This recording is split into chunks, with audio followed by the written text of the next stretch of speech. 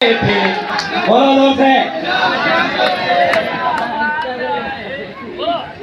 पर जलवा अफरोज, हम सबके बड़े लाडले, बड़े प्यारे शहीद लीडर जिन्होंने भाजपा की नींद उड़ाकर रखी है, जोरदार तालियां ऐसे सावंत साहब। हमारे मेहमान करण दादा, आप चेहरा देखें कितना मुस्कुराता चेहरा है, हंसता हुआ नूरानी चेहरा। चलिए आइए, वक्त कम है और बिल्कुल हम 2020 खेलेंगे। क्या खेलेंगे?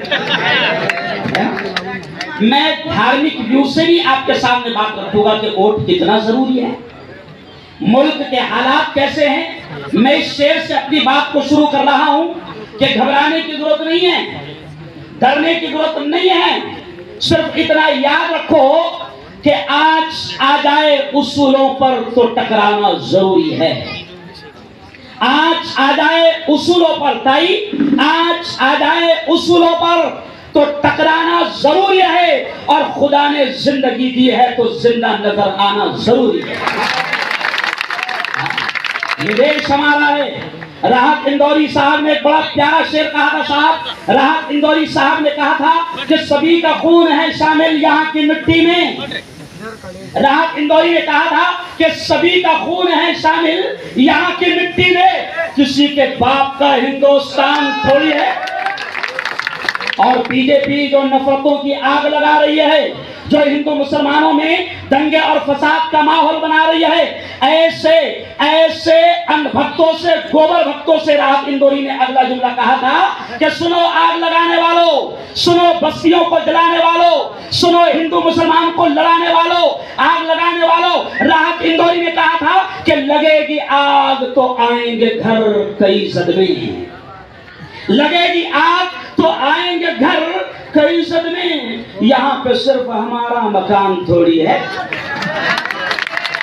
भाजपा के पागलों को हम समझा रहे कि बेटा ज्यादा बावले चाले, क्या समझा रहे? बेटा ज्यादा बावले चाले मत करो। ये देश बड़ा प्यारा देश है, ये सूफी संतों का देश है, ये साधु संतों का देश है। इस देश को हमारे पुरखों ने सजाया था। इस देश के लिए शहीद अशफाकुल्लाह, शहीद अब्दुल हमीद, मौलाना अबुल कलाम आजाद, सरदार वल्लभ भाई पटेल, महात्मा गांधी, उन्होंने बड़ी मेहनतों से इस देश को सजाया था और इस देश को गोरे अंग्रेजों से आजादी दिलाई थी। लेकिन मैं देख रहा हूं कि 2014 के बाद नफरतों का जो माहौल बन गया, मॉब लिंचिंग का जो माहौल बन गया, दंगे फसाद का जो माहौल बन गया, महिलाएं सुरक्षित नहीं है, किसान आत्महत्या कर रहे हैं, बेरोजगारी बढ़ गई है, जवान पढ़ रहे हैं, लिख रहे हैं, उनको नौकरियां नहीं है। तो ऐसे मौके पर मैं आपको पैगाम दे रहा हूं कि हमारे पुरखों ने, हमारे बाप दादा ने उस वक्त गोरे अंग्रेजों को यहां से भगाकर देश को बचाया था। अब हमको यहां से काले अंग्रेजों को भगाना है। किसको भगाना है? जोर से बोलो, किसको भगाना है? जोर से बोलो, किसको भगाना है? हमारे अंग्रेजों को जो नफरती फैला है। देखो कितना अच्छा लग रहा, मैं करण दादा बैठा, ताई बैठी, कितना हिंदू मुस्लिम बौद्ध क्रिश्चियन सिख ईसाई, शरद बाबू, कितना प्यारा माहौल अयाज मियां मुजहर भाई सलीम भाई लग रहा है, कितना प्यारा माहौल लग रहा है। इन्होंने आग लगा कर रख दी, इसलिए इंडिया अलायंस बना, इसलिए तमाम पार्टियां एक हो गई। राहुल गांधी से लेकर उद्धव ठाकरे तक, शरद जी पवार से लेकर सोनिया गांधी तक, और राहुल गांधी से लेकर प्रियंका गांधी तक, राष्ट्रवादी कांग्रेस पार्टी, ऐसे ही शिवसेना उद्धव ठाकरे, आम आदमी पार्टी, समाजवादी पार्टी, ये तमाम पार्टियों ने मिलकर ये तय कर लिया कि ये आग लगा रहे हैं। इंशाअल्लाह हम इंडिया अलायंस बनाकर आग लगाने वालों को इस देश से भगा कर रहेंगे इंशाअल्लाह।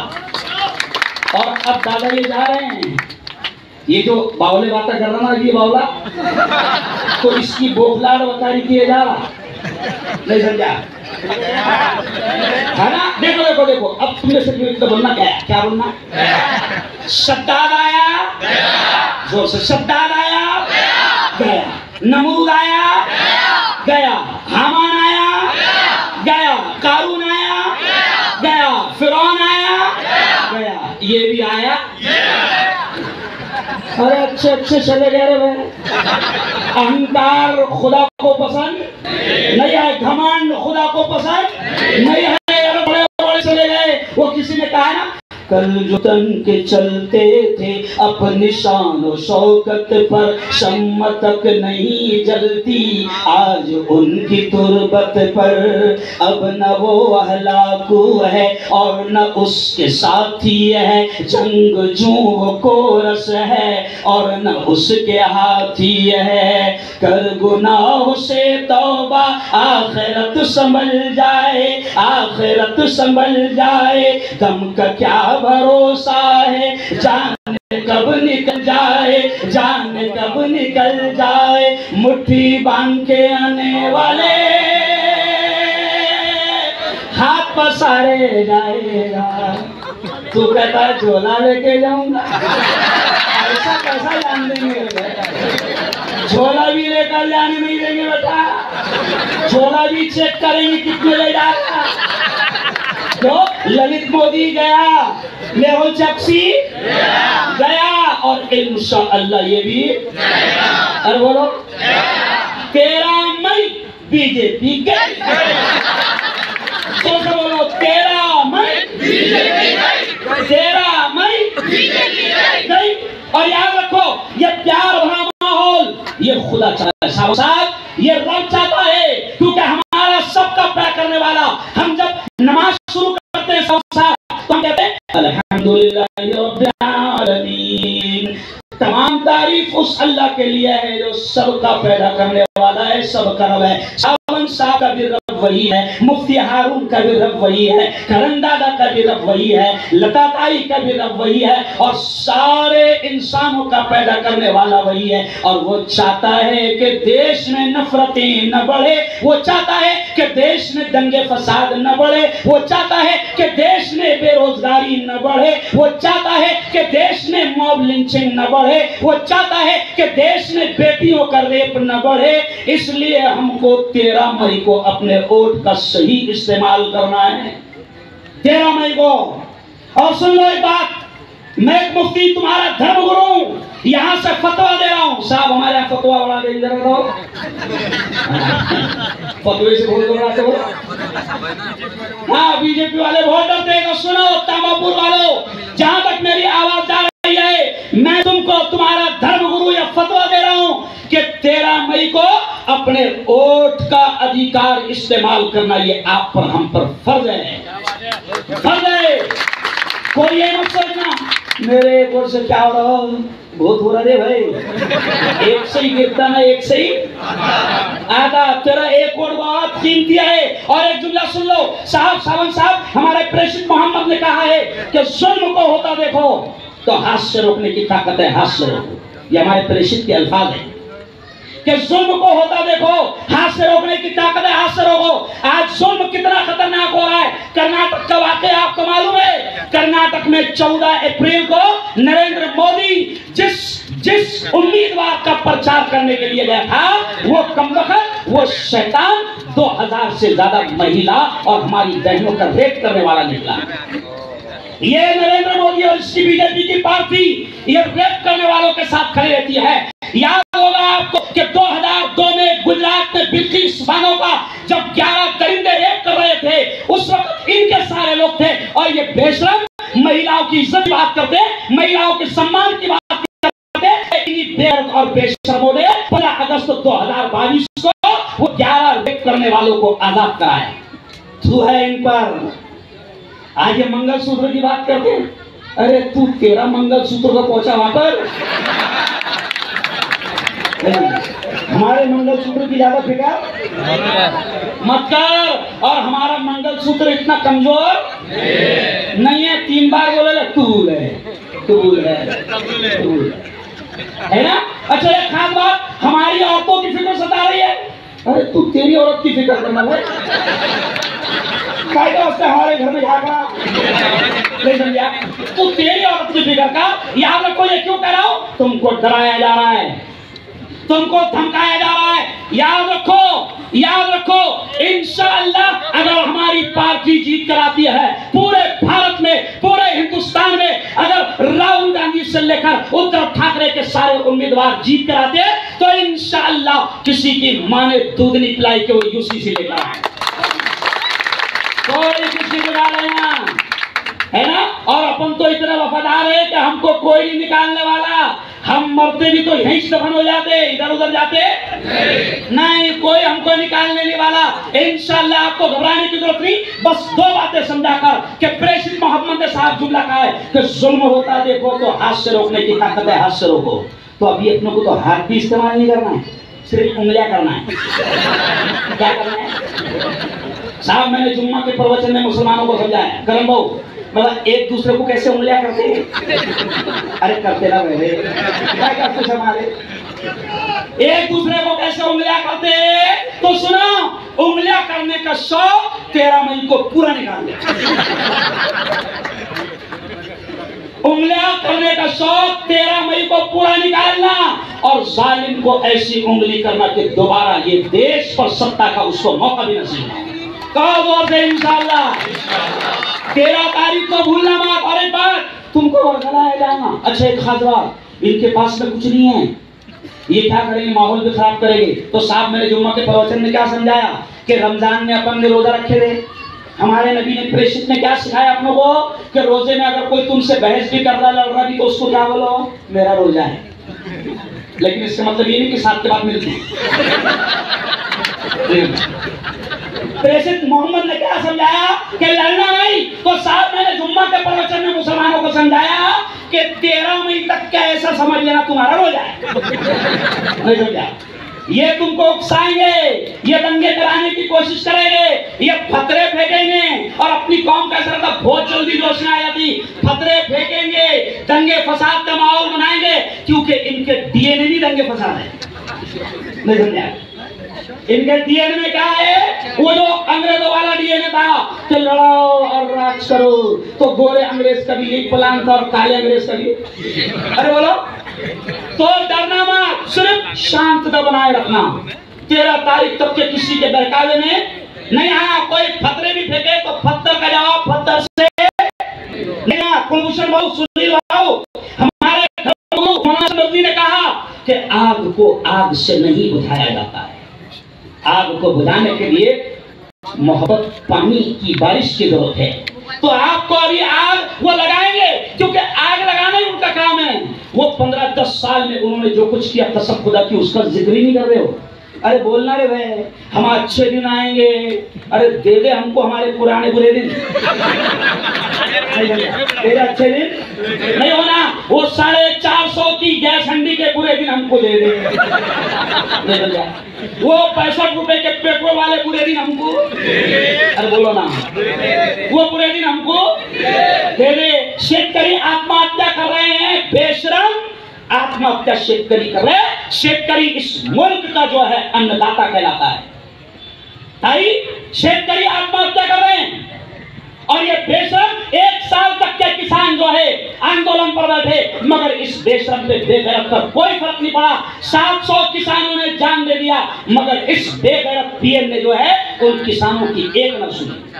और आखिरी जुमला सुन लो, कोरोना आया था कि नहीं आया था, अरे बोलो ना, कितने साल आया था, 2 साल। बहुत अच्छा लगा बेचारा हो, 2 साल आया और मुकुंद दादा वो बहुत अच्छा था, 2 साल आया और चला गया।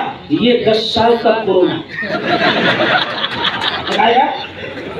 और भाई भाई, ये कोरोना से भी ज्यादा खतरनाक है, कोरोना से भी ज्यादा खतरनाक है। इसलिए मैंने नारा लगाया था उस दिन उस्मानिया पार्क में। क्या नारा लगाया था मैंने, केमिस्ट भवन में, समझे आप, कि जैसे कोरोना को भगाया था, तो कोरोना वायरस को जैसे भगाने में आपने काम किया, वैसे ही मोदी वायरस को भी भगाने के लिए काम। कौन सा वायरस, डरो मत, जोर से बोलो, सावन दादा यहाँ बनाया, जोर से बोलो, कौन सा वायरस, कौन सा वायरस, हाँ, इसको भगा कर देश को बचाना है। और आखिरी बात सुन लो, सावन साहब क्या करेंगे, सुनो सुनो सुनो, हमारी झोपड़पट्टी का एरिया है, वसीम आसिफ का है, अभी ये क्या करेंगे, पाइप में रखे, अरे अरे अरे नहीं समझा। ये बड़ा इलेक्शन रहता बड़ा, इसमें आते नहीं। ये कौन सा इलेक्शन लड़ा? वो नगर पालिका का था, उसमें चारों तरफ से आते, इसमें आते। अरे बोलो नहीं, क्योंकि ये चाल क्या चलेंगे सर हमारे लोगों को रोकने के लिए? क्या करेंगे? सुनो सुनो, एक मिनट, 2 दिन, अच्छा आसिफ एक मिनट सुन, ये क्या करेंगे? 10 एक लोगों को लाकर भी दे देंगे और फिर पूरी गली में होगा आ देना। आने वाले है नहीं। ओ यारो, आखिरी जुमला सुन लो, आखिरी जुमला सुन लो। देखो, आपको इस देश को बचाना है, देश के संविधान को बचाना है। दादा ये क्या कर रहे हैं? सुनो मेरे यारो, डॉक्टर भीमराव साहब अंबेडकर, मौलाना अबुल कलाम आजाद, इन तमाम की टीम ने जो मिलकर इस देश का संविधान बनाया, ये संविधान हमारे देश की आन है, शान है, जान है, बान है। और हम इस देश के संविधान को किसी भी हाल में खत्म होने नहीं बोलो नहीं देंगे। ये क्या करे दादा? 400 हमारी सीटें ला कर दे दो तो हम संविधान बदलेंगे। अरे बेटा, हम ते कुछ बदलने वाले नहीं। किसको बदलने वाले? हाँ, आज मेरी एक वीडियो आई, चलो रे देखे मेरी वीडियो, अंतिम संस्कार, यानी क्या रहा? अब की बार अंतिम संस्कार, अंतिम क्या लगा ना? बीजेपी का अब की बार अंतिम संस्कार होने वाला है। डोली यानी वाली है और नौरा आने वाला है। मनहूस होकर डोली गाने, अरे बोलो ना, मनहूस होकर डोली गाने, खबीसों का शुक्ला साफ होने वाला है। लेकिन ये आपके हाथ में। मैं जवानों से कह रहा हूँ, वसीम मियां, आसिफ मियां, जितनी भी टीम है, सुनो, हर गली के 5-5, 10-10 जवान तय कर लो जो हमारे वोट निकालने का काम करें। दादा क्या हो रहा? अभी हम जोश में, लेकिन वोट कुछ नहीं जाएगा तो कैसे क्या होगा? नहीं होगा ना काम, वोट कुछ जाना पड़ेगा। और याद रखो, एक धर्मगुरु होने के नाते सख्त जुमला कह रहा हूं, मैं सख्त जुमला कह रहा हूं कि अगर तुमने 13 तारीख को वोट का इस्तेमाल नहीं किया और खुदा न करे, खुदा न करे, खुदा न करे अगर जालिम जीत कर आ गए, तो फिर अल्लाह को बोलना भी मत कि अल्लाह जालिम जीत के आ गए, बहुत मार रहे। अल्लाह बोलेगा तेरे को मौका दिया था, तुमने वोट का इस्तेमाल नहीं किया। वोट का सही इस्तेमाल करना। और जितना अभी यावल में सुबह में गया था, कल एरंडोल में गया था साहब, तो मैंने एक मिसाल दिया करम दादा कि हम बिकते कितने में? 500। अभी देखो, मैं मुफ्ती हारून, मेरा वजन है 50 किलो। कितना है? 50 किलो। विष्णु भाऊ, अब अगर मुफ्ती हारून 500 में बिक गया तो क्या किलो है? अरे शेमड़ी मेंढी का बहुत 700 रुपए का